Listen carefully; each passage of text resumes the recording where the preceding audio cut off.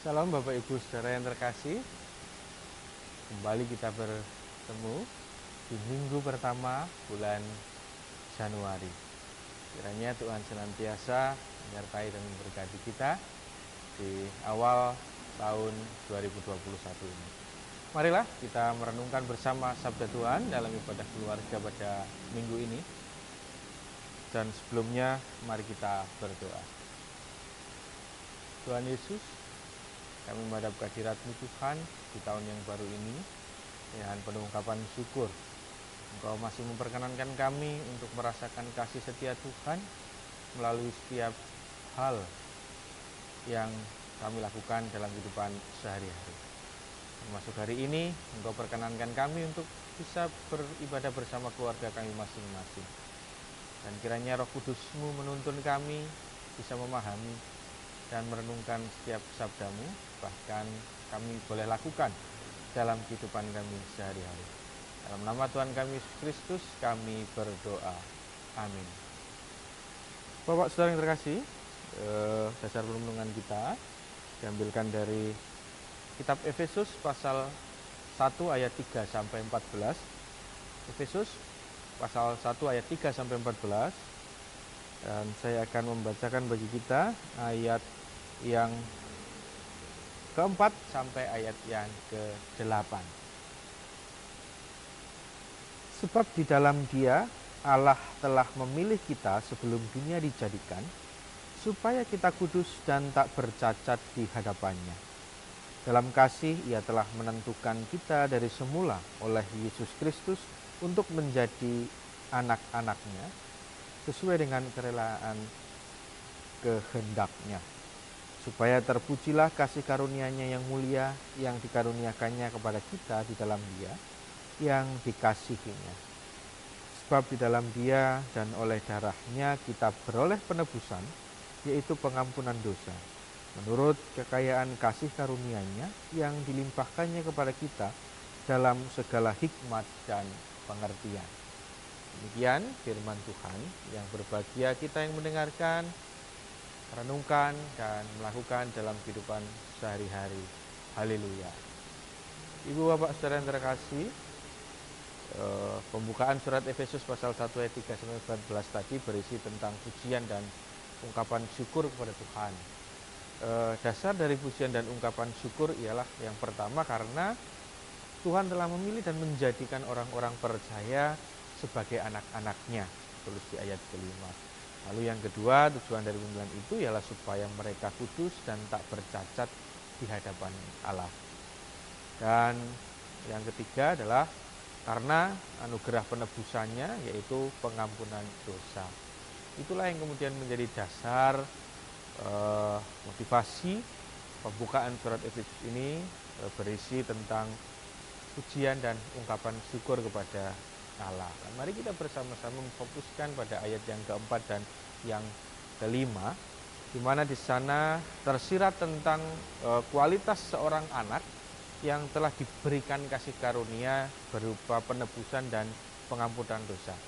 Nah, sebagai anak-anak Allah yang sudah mendapatkan karunia tersebut, Allah menghendaki bahwa anak-anaknya bisa hidup kudus dan tak bercacat di hadapan Allah.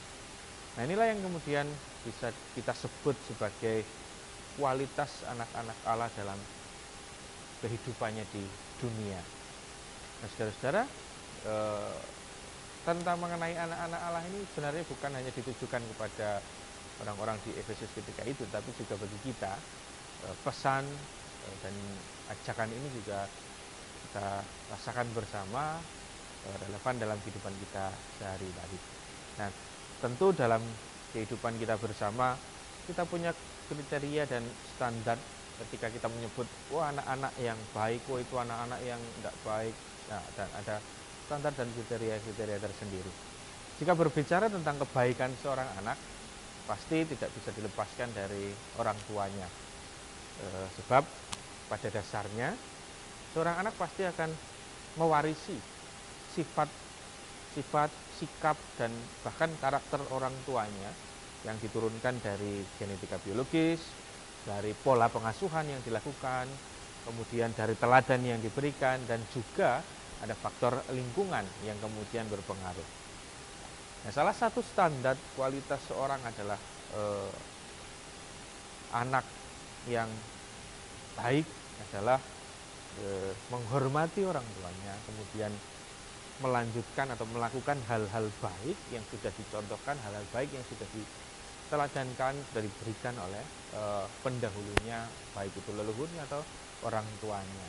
Nah, saudara-saudara, sebagai orang Kristen pun kita kemudian disebut sebagai anak-anak Allah. Itu menjadi sebutan yang familiar bagi kita, anak-anak Allah, anak-anak terang.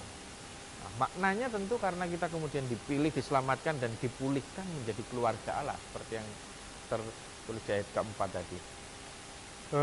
Lalu menjadi anak-anak Allah tidak bisa juga dipisahkan dari pengertian bahwa kita diajak atau kita semestinya juga mewarisi setiap keluhuran sifat-sifat Allah dalam laku kehidupan kita. Selain itu kita juga dikehendaki untuk hidup kudus di hadapan Allah. Nah, mari kita lihat bagaimana yang disebut dengan mewarisi sifat-sifat keluhuran Allah dalam kehidupan dan bersikap kudus. Nah, Bapak Ibu, kata kudus di sini diterjemahkan dari kata kados, yang artinya terpisah, tapi juga bisa diartikan berbeda. Sehingga bagi setiap kita atau setiap orang yang dikuduskan, itu harapannya adalah memiliki mutu atau kualitas yang berbeda dari kualitas orang-orang pada umumnya, khususnya yang tidak mengenal Kristus. Kita kemudian diajak untuk memiliki kualitas hidup yang berbeda dalam laku kehidupan kita, sehingga kita bisa senantiasa memancarkan dan mengejawantahkan sifat-sifat luhur Allah. Itulah yang menjadi standar anak-anak Allah yang baik dalam laku hidupnya di dunia. Sifat-sifat luhur Allah apa yang harus kita pancarkan, harus kita cerminkan? Sifat-sifat Allah yang memulihkan, Allah yang senantiasa mengasihi, Allah yang kemudian mengampuni, Allah yang kemudian peduli. Nah, itu yang kemudian menjadi salah satu sifat-sifat luhur Allah yang kemudian harusnya kita warisi, yang juga kita lakukan dalam kehidupan sehari-hari. Bahkan memelihara bukan hanya saudara-saudara sesama kita, tapi juga semesta ini, seluruh ciptaan. Nah, lebih lanjut saudara-saudara, kita sebagai anak-anak Allah yang diubahkan, kita dikuduskan, kita bahkan kemudian diampuni oleh Kristus, selayaknya juga bisa membawa dampak yang mengubahkan, paling tidak dalam diri kita sendiri. Kita mengubah diri kita sendiri semakin baik, semakin memiliki kualitas sebagai anak-anak Allah. Apalagi di tahun yang baru ini kita bisa melihat seperti apa yang sudah kita lakukan di tahun-tahun sebelumnya. Kita memperbaiki diri supaya kita semakin memiliki kualitas hidup yang lebih baik sebagai anak-anak Allah, sekaligus sebagai manusia, jadi manusia yang seutuhnya. Nah, selain itu, selain bagi diri kita sendiri, kita juga diharapkan bisa mengalirkan berkat bagi kehidupan di sekitar kita. Kehidupan kita yang sudah diampuni, sudah dikuduskan, membawa dampak damai sejahtera bagi sesama, bahkan bagi semesta ini. Saudara-saudara, Allah juga menghendaki bahwa kita senantiasa bisa mewujud nyatakan kabar baik dalam praktik kehidupan nyata. Itulah yang menjadi sebuah perwujudan kita menjadi anak-anak Allah, menjadi manusia yang sudah dipulihkan, menjadi manusia yang sudah diselamatkan. Kita disebut anak-anak Allah ketika kita memiliki karakter dan sifat-sifat luhur Allah Bapa yang diantaranya sudah saya sebutkan tadi di awal. Nah, sebagai seorang anak, kita harus bisa mencerminkan tindakan Allah Bapa yang memulihkan, yang memelihara semua ciptaan.